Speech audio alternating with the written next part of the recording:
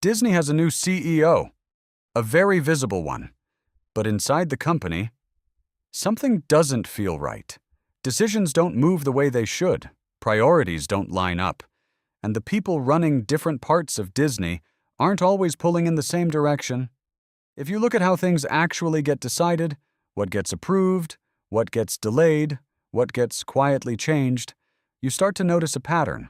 The CEO is there, but control isn't where it used to be. In late 2022, Disney wasn't collapsing, but internally, it was starting to lose control. Streaming losses kept growing, the stock kept sliding, and inside the company, confidence was fading. So the board made a move Disney almost never makes. They removed the CEO and brought Bob Iger back. Not as a visionary, not to reinvent the company, but to stabilize it, cut costs, restructure operations, restore credibility with investors, and quietly fix something Disney had failed to solve: succession. Because Chapek wasn't just a failed CEO, he was a failed transition, and Disney couldn't afford another one. So Iger slowed things down. He reorganized Disney into 3 core segments: entertainment, ESPN, parks and experiences, each with its own leadership, each with its own financial pressure. And that structure revealed something important.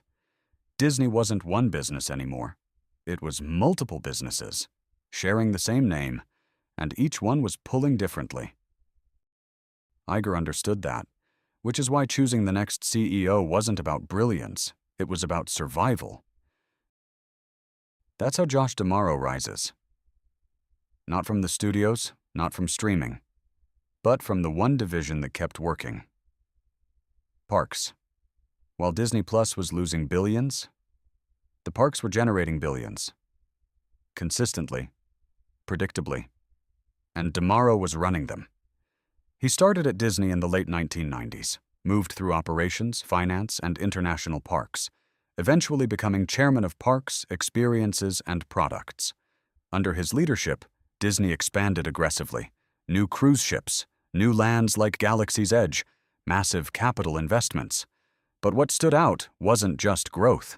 It was how the parks made money: higher prices, paid fast passes, data-driven experiences, controversial changes, highly effective.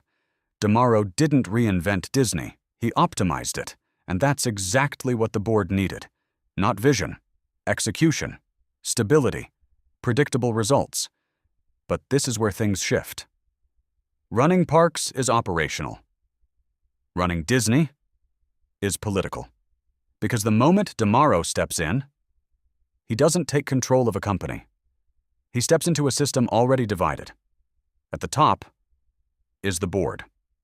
The same board that removed a CEO almost overnight and was forced to rethink its own succession plan. That matters, because it signals something very clear. Ultimate authority doesn't sit with the CEO, it sits above it.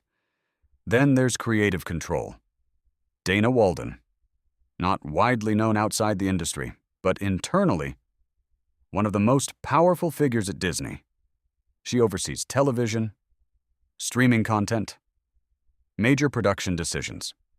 And as Chief Creative Officer, she shapes what Disney produces. That creates a quiet split. The CEO runs the business, but doesn't fully control what gets made. And at Disney, that's where real influence lives. Then come the divisions, and this is where things stop aligning and start colliding. Parks want recognizable IP, characters people already love, because familiarity drives attendance. Studios want fewer films, bigger films, less risk. Streaming wants constant output, more shows, more engagement, more retention. These goals don't just differ, they collide. What helps streaming can weaken franchises. Weaker franchises hurt films. Weaker films reduce the value of parks. And parks? They depend on strong IP to justify expansion. It's a loop, and it doesn't stay balanced for long, because every decision that strengthens one side can quietly damage another. That's the system D'Amaro inherits. Not broken, but unstable. Disney used to be simpler, make great films, build characters, expand them into parks. Everything moved in one direction. Now, it moves in several.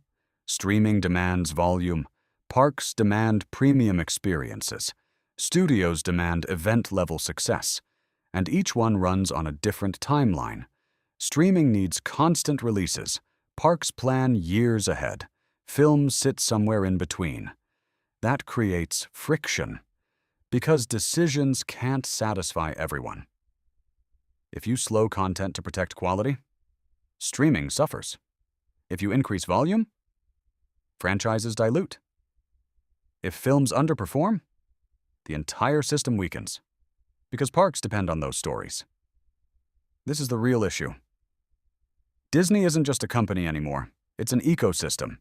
And ecosystems aren't controlled, they're managed. Even Bob Iger couldn't centralize it, because he helped build it this way. Acquisitions, streaming expansion, global parks. Each decision added scale. And with scale came complexity. So by the time tomorrow arrives, the structure is already set, and no CEO can fully override it. So what does a CEO actually do in a system like this? Not control it, balance it. Tomorrow's role isn't to dominate Disney. It's to manage tension, keep parks growing without over-commercializing the brand, support streaming without flooding it with low-value content, protect films while still delivering consistent output. That's a narrow path, and the risks are real. If parks become too dominant, Disney turns into a tourism business, not a storytelling company. If streaming pressure rises, content increases, quality drops, audience trust erodes. If films keep struggling, everything weakens, because IP is the foundation of the entire system. And here's the uncomfortable truth. There's no clean solution, because the system itself creates the conflict. So who really controls Disney now?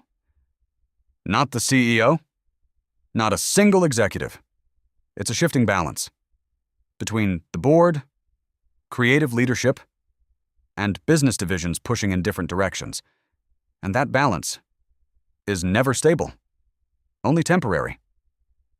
It won't be decided by one person. It will depend on whether this system, with all its competing forces, can stay in balance.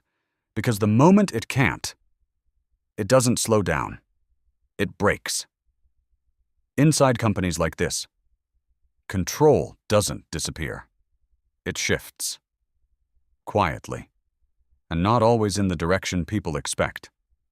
This is Storica Channel.